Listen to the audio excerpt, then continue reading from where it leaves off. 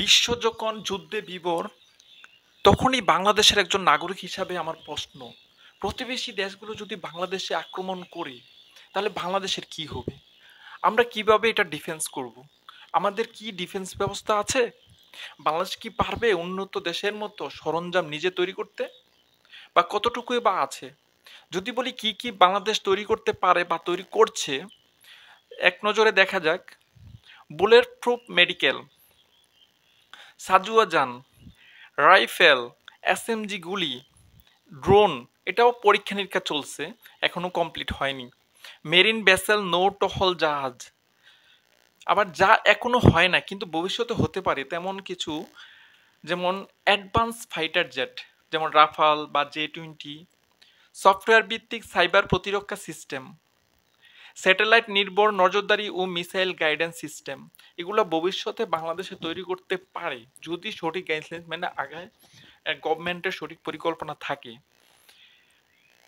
তো কিভাবে বাংলাদেশ এগোতে পারে? Step by step plan. বা এগুলো যদি বাংলাদেশ স্টেপ বাই স্টেপ না আগায়, তাহলে বাংলাদেশ পুরো বিশ্ব যেভাবে যুদ্ধ বিধ্বস্ত হচ্ছে, কিছুদিন আগে ভারত পাকিস্তান গেল, এখন ইরান ইসরায়েল, তো এইভাবে যদি কোনো প্রতিবেশী রাষ্ট্র যদি বাংলাদেশের উপর নজর দেয় বা বাংলাদেশে কোনো আক্রমণ করার চেষ্টা করে, তাহলে আমরা কিভাবে ডিফেন্স করব? আমাদের কি কিছু আছে ডিফেন্স করার মতো? বা আমরা কি আক্রমণ করতে পারবো? বা রাডার সিস্টেম কি ভালো আছে? সবকিছু কিন্তু আমরা বাংলাদেশের নাগরিক হিসাবে এগুলা মাথায় খেলে। তো এই জন্য অনেক চিন্তা আসে এগুলো থেকেই।